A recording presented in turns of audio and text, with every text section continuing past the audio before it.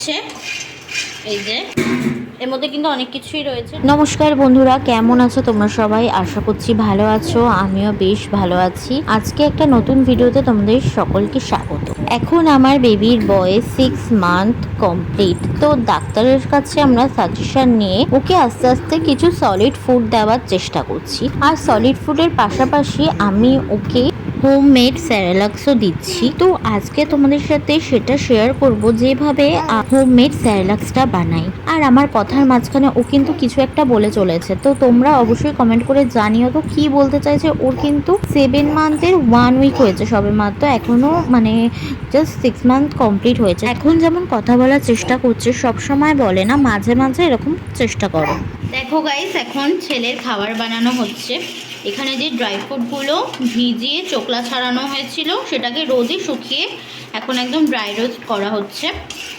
আর এখানে চিড়ে, আর এবার আমরা অল্প করে একটু গোবিন্দভোগের চাল অ্যাড করেছি এই যে। তো এগুলোকে অল্প করে ড্রাই রোস্ট করে তারপরে এটাকে মিক্স করব। তো এই যে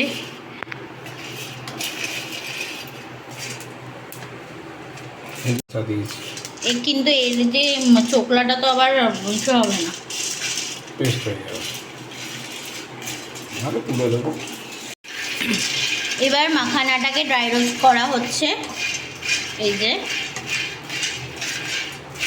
আর এই যে হচ্ছে মাখানার প্যাকেটটা।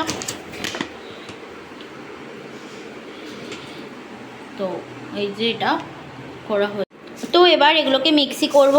ফার্স্টে এইটাকে করে নেবো এই ড্রাই ফ্রুটগুলোতে। এর মধ্যে কিন্তু অনেক কিছুই রয়েছে, ডাল ঠাল, তো সেইগুলো আমি আলাদা করে অন্য কোনো ভিডিওতে দেখাবো। তো এটা আবার মিক্স করে নিই।